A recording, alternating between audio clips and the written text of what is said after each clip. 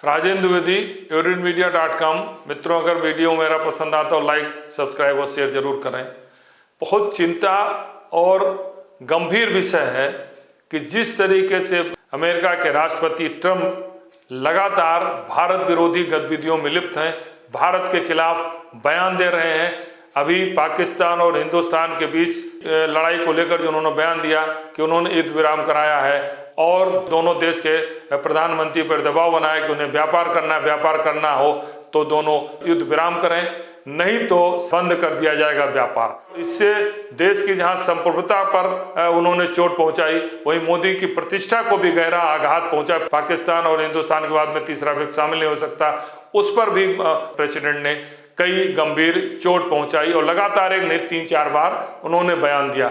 यह चिंता का विषय ही था। यही नहीं, इस बयान के बाद उन्होंने जो कल बयान दिया है कतर में, उन्होंने कहा, एप्पल के सीईओ को टिम को कहा कि आप भारत में अपनी फैक्ट्री मत लगाएं, अपनी फैक्ट्री आप अमेरिका में लगाएं, भारत अपनी व्यवस्था कर लेगा। Apple, as you know, is coming in. And I had a little problem with Tim Cook yesterday. I said to him, Tim, you're my friend. I've treated you very good. You're coming in with $500 billion, but now I hear you're building all over India. I don't want you building in India. ये और चिंता का विषय है, क्योंकि सर्वाधिक phone बनते हैं, मोबाइल फोन बनते हैं तो इंडिया में बनते हैं।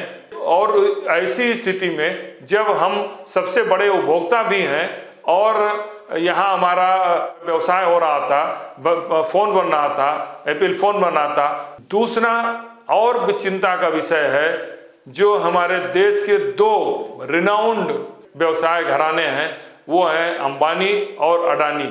मुकेश अंबानी राष्ट्रपति ट्रंप से कतर में जिस तरीके से गले मिल रहे हैं और एक दूसरे से हाथ मिला रहे हैं और इसी भाव में मिल रहे हैं, उनकी पत्नी नीता अंबानी भी थी।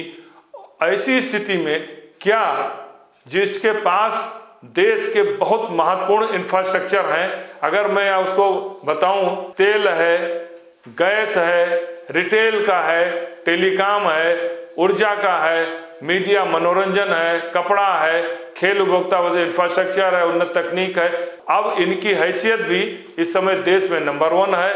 उनके पास 9 करोड़ लाख से अधिक संपत्ति है और मुकेश अंबानी देश के सबसे अमीर व्यक्ति हैं और लगातार वो फोर्स इंडिया का जो रेट है उसमें लगातार बने हुए हैं और विश्व में वो 13वें स्थान पर हैं।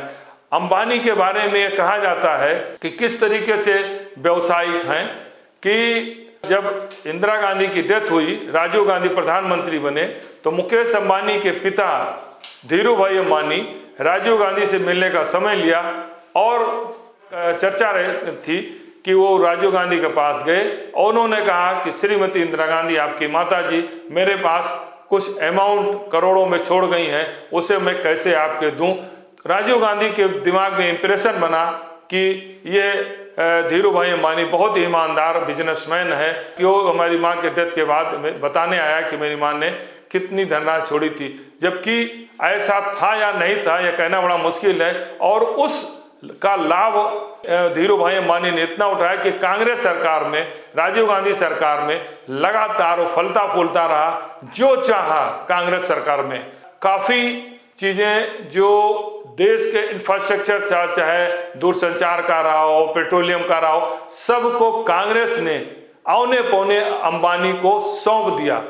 अब ऐसे अंबानी जो इतना बड़ा बिजनेसमैन है, अगर वो ट्रंप से कतर में मिलता है, उस ट्रंप से मिलता है जो लगातार भारत का विरोध कर रहा है, भारत की संप्रभुता पर हमला कर रहा है, मोदी को अपमानित कर रहा है, प्रधानमंत्री, देश के प्रधानमंत्री को, लोकप्रिय प्रधानमंत्री को अपमानित कर रहा है, बयान दे रहा है, ऐसे समय में जबकि उसके शपथ ग्रहण समारोह में मोदी बुलाया नहीं और देश का मंत्री गए थे, उनको बहुत ज्यादा सम्मान दिया नहीं जो दिखाई दे रहा था। उससे ज्यादा सम्मान देना शपथ ग्रहण समारोह में तो अंबानी गए भी थे, उन्हें बेहतर सम्मान मिला, और उससे ज्यादा एक बिजनेसमैन का सम्मान देना ये निश्चित रूप से दर्शाता है कि ट्रंप वो बहुत बड़ा व्यवसायिक है और बिजनेसमैन है। अब सबसे गंभीर सवाल ये उठ रहा है कि अंबानी भी बिजनेसमैन है, तो क्या ट्रंप जिस तरीके से के सीईओ पर दबाव बनाया कि वो इंडिया में इन्वेस्टमेंट न करें, क्या जो अंबानी 50 से अधिक देशों में उनका कारोबार फैला हुआ है और जिस पर ट्रंप का बहुत बड़ा साम्राज्य, बहुत बड़ा दबाव है। क्या वो ट्रंप के दबाव में आकर के ऐसा तो नहीं है कि बहुत सारा इन्वेस्टमेंट इंडिया को ले छोड़ करके दूसरे देशों में, अमेरिका में करने चले जाएं? ये कैसे उन्हें रोका जा सकता है? कैसे संदेह नहीं किया जा सकता है? क्या भरोसा किया जा सकता है कि अंबानी इन्होंने देश को लूटा है? कांग्रेस सरकार से अभी तक लगातार मोदी सरकार तक लूट ही रहे हैं। देश के इंफ्रास्ट्रक्चर को लूट करके, यूज करके देश के उद्योगपति बने हैं, और वही काम उनका मोदी सरकार में। तो निश्चित मानिए कि वो कितना बड़ा व्यवसायिक है कि पहले उसने कांग्रेस के राज सरकार में देश को लूटा, अब मोदी सरकार में लूट रहा है। और बदली हुई परिस्थितियों में जो दुनिया को लूटने का, दुनिया पर दबाव बनाने का, दुनिया में व्यवसाय करने का व्यापारी बनकर ट्रंप घूम रहा है। दुनिया के बड़े राष्ट्रपति के रूप में ट्रंप से हाथ मिला करके ट्रंप से मिलने जा रहे हैं। तो क्या कल ट्रंप मोदी पर, अंबानी पर अगर दबाव बनाते हैं तो क्या वो यहाँ का इन्वेस्टमेंट अमेरिका में ज्यादा नहीं बढ़ा देंगे? क्योंकि उनकी कोर दबी हुई है, वो भी एक व्यवसायिक है। तो का एक दुनिया का सबसे बड़ा व्यवसायी भारत के खिलाफ अभियान चला रहा है कि यहाँ पर उद्योग न लगाए जाएं, यहाँ के व्यवसाय शिफ्ट किए जाएं। तो क्या भारतीय उद्योगपति मुकेश अंबानी को पर वो दबाव नहीं बनाएगा? और अगर वो गए हैं तो मुकेश अंबानी को बताना चाहिए, देश को बताना चाहिए, देश की जनता को लूटा है उन्होंने, जो अरबों खरबों उन्होंने बनाए, नंबर 1 बने घूम रहे हैं। ये सारे इंफ्रास्ट्रक्चर, और पिछले 40-45 सालों 80 से लेकर जब से उनका उदय हुआ कांग्रेस में, फिर मैं कहूँ कांग्रेस सरकार में भी अकूत संपत्ति किया, और मोदी सरकार में कर रहे हैं। देश की 140 करोड़ जनता का मोदी से और मुकेश अंबानी से भी ये सवाल है कि आप बताएं कि किन परिस्थितियों में आप राष्ट्रपति ट्रंप से मिलने गए, जो ट्रंप देश में लगने वाले उद्योग को यहाँ से हटा रहा है। तो क्या कहीं आप उसके भी दबाव में आकर के हिंदुस्तान में लग रहे उद्योग को आप अमेरिका में शिफ्ट नहीं करेंगे? ये बहुत गंभीर चिंता का सवाल है। इस पे प्रधानमंत्री नरेंद्र मोदी को भी देश की जनता को जवाब देना चाहिए कि अंबानी जो सबसे उनके प्रियतम है, और राहुल गांधी को भी जवाब देना चाहिए जिनके कार्यकाल में, जो कांग्रेस कार्यकाल में ग्रोथ हुआ। दोनों ये बताएं मुकेश अंबानी कैसे गए हैं, और मुकेश अंबानी